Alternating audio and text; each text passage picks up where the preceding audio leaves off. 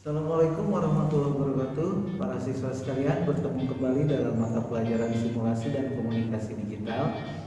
Masih membahas bab yang pertama, yaitu logika dan algoritma. Pada video yang ketiga ini kita akan membahas tentang bagan alir atau flowchart. Nah, untuk itu tonton terus video ini sampai selesai supaya kalian bisa mengerti dan paham.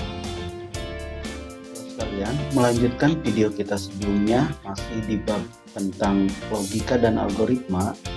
Pada video sebelumnya kita sudah membahas bahwa ada 3 cara penulisan algoritma.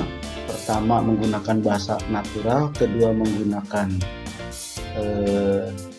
flowchart, dan yang ketiga menggunakan pseudocode. Nah, pada video kali ini kita akan membahas bagaimana menuliskan algoritma dengan menggunakan flowchart, atau ada yang menyebutnya sebagai diagram alir, atau ada juga yang menyebutnya sebagai bagan alir. Oke, apa itu flowchart? Ada banyak pengertian tentang flowchart. Ini salah satunya, bahwa flowchart itu adalah sebuah bagan yang menunjukkan aliran algoritma dan menampilkan langkah-langkah penyelesaian terhadap suatu masalah. Jadi dalam menyelesaikan masalah, kita buat bagannya, kita buat alirannya, sehingga kita akan lebih mudah dalam menyelesaikan masalah tersebut.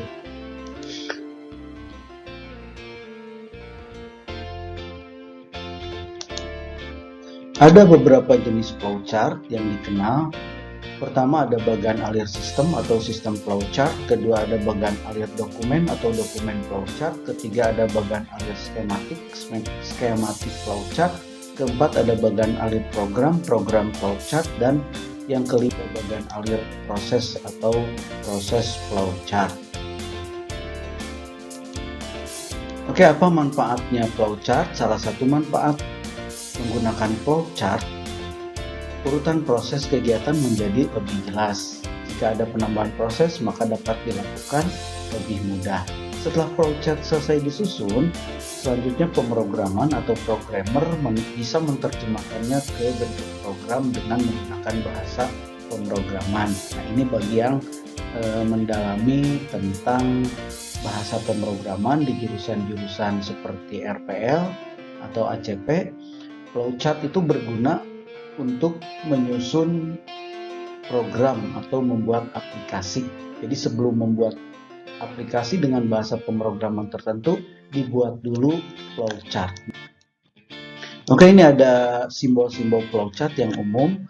Pertama ada simbol terminator seperti oval begini. Ini untuk menuliskan awal dan akhir sebuah flowchart atau awal dan akhir sebuah program.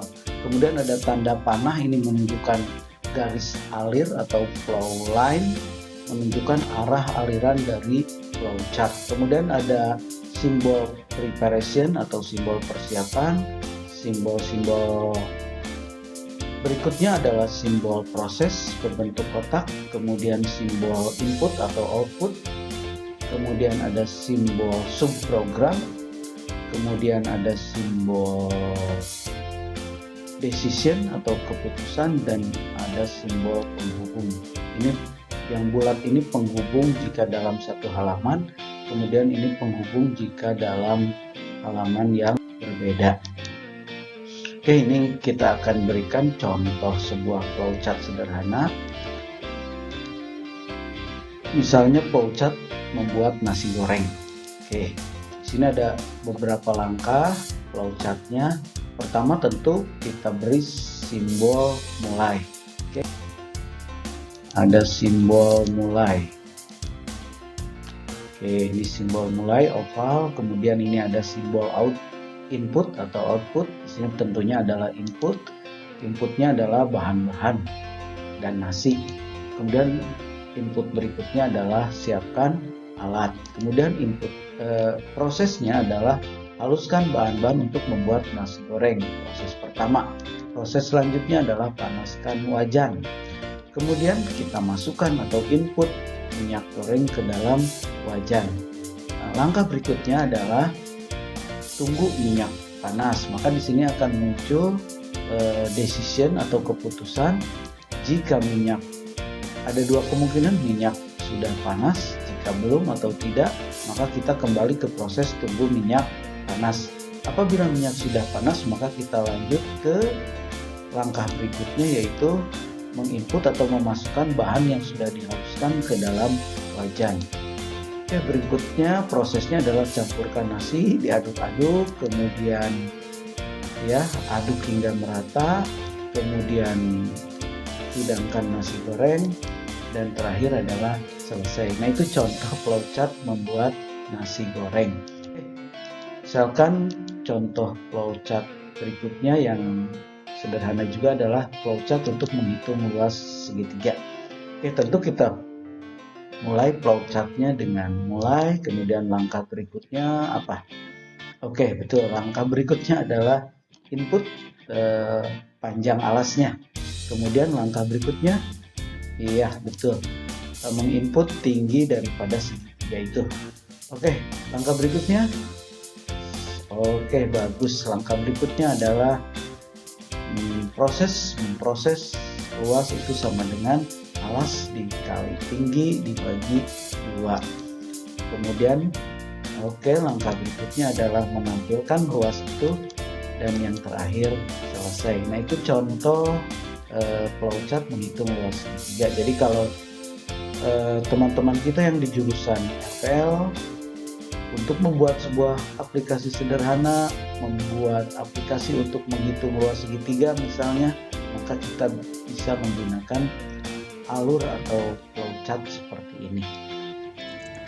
Demikianlah video pembelajaran kita kali ini. Mudah-mudahan kalian bisa paham dan mengerti. Jadi tonton terus Doa Bangsa TV, channelnya edukasi. Jangan lupa subscribe, like, share, dan komen. Terima kasih. Assalamualaikum warahmatullahi wabarakatuh. Audio Jungle.